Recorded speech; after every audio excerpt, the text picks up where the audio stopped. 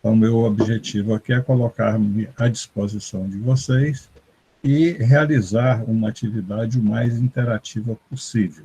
Este é um ano redondo, de 150 anos da Comuna de Paris de 1871, e eu complementei quais são as lições dos ensinamentos e atualidade. Eu tenho uma visão, não sou um historiador profissional com titulação na área, mas sou um grande estudioso da história e tenho um entendimento particular da história que coincidirá com o de muitos de vocês. Então, ao abordar os 150 anos da Comuna de Paris, eu já começo aqui afirmando que não há o que comemorar.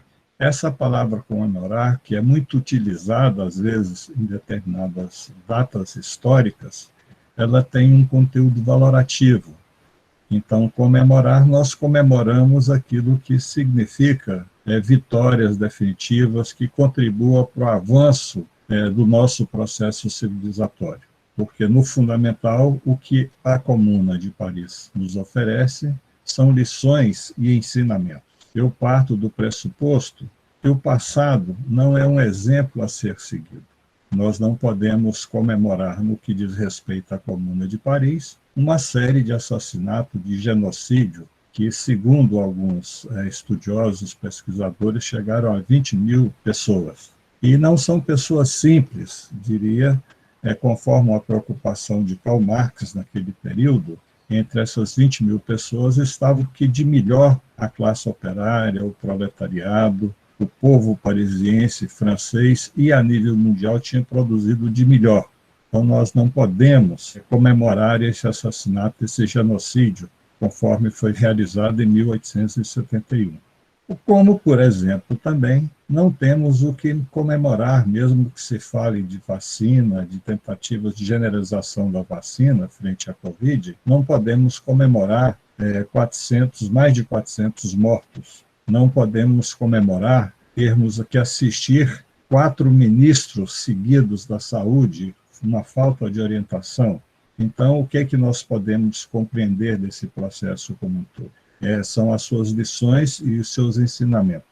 E antes de abordar o tema propriamente que foi proposto, eu gostaria de colocar algumas questões ao nível de provocações e ao nível de debate para vocês, porque eu acredito que essas questões são fundamentais para explicitar melhor o que eu pretendo aqui e o que eu pretendo durante a minha vida, principalmente nesse momento histórico que estamos vivendo.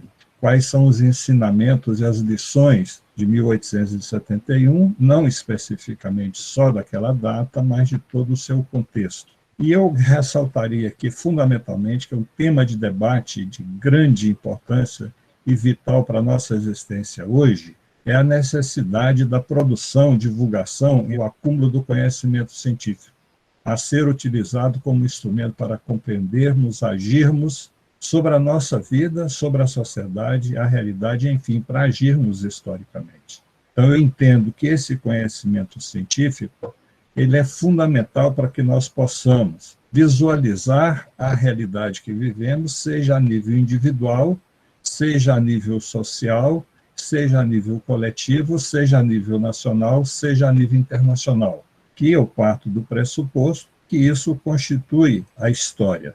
E ao constituir a história, todos esses processos estão interligados e não ficam só no passado, eles estão se manifestando em presente hoje. Se nós quisermos pegar aqui mais de imediato, todo aquele movimento que nós acompanhamos, assistimos, a partir de 2013, se pegar uma data histórica que redundou nas eleições de 2018, quer dizer, nós não temos o que comemorar.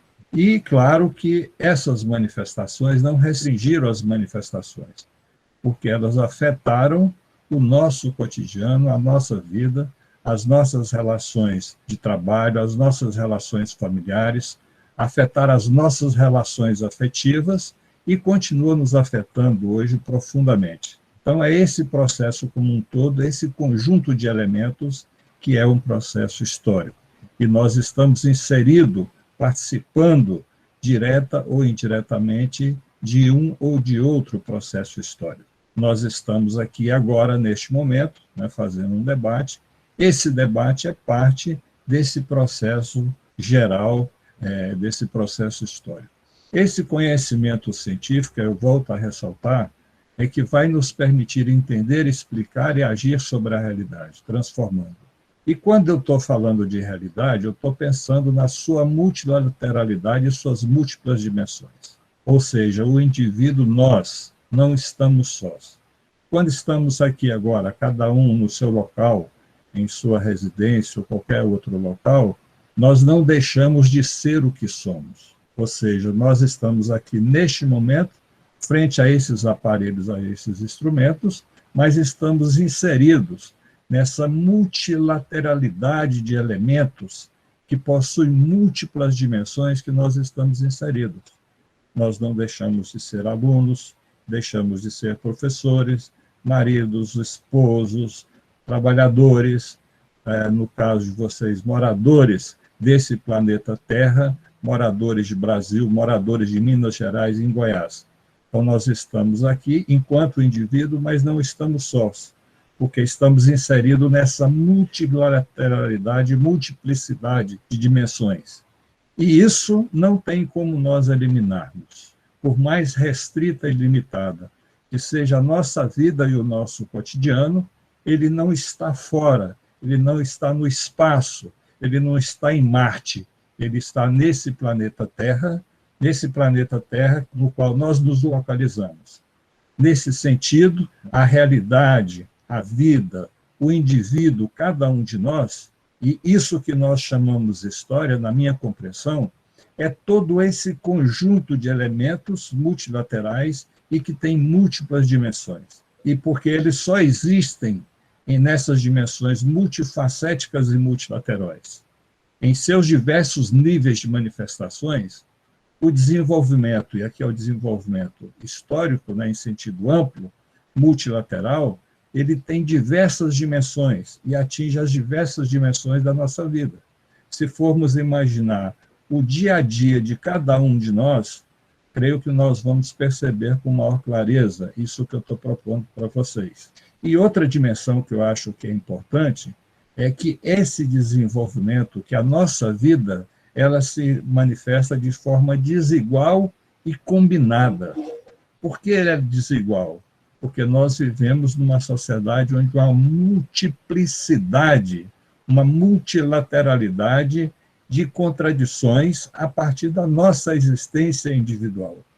Nesse sentido, o nosso desenvolvimento ele se dá de forma desigual com relação a outros, com relação ao contexto mais imediato, mais amplo e o contexto geral. Então, esse desenvolvimento, a nossa existência, ela se dá a partir do indivíduo, porém de forma desigual.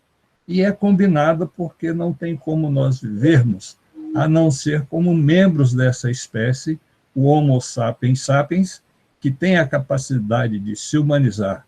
E para se humanizar, ele necessita da vida social. Não tem como nós fugirmos dessa determinação. Porém, o ponto de partida somos nós como indivíduos, mas nós só existimos como indivíduos, existindo enquanto parte de uma espécie animal sapiens sapiens que se humaniza, que interfere sobre a natureza, que transforma a natureza e produz os bens necessários à sua existência. E neste ato nós temos que estabelecer relações com outros. Então nós só existimos enquanto indivíduos dotados de sociabilidade.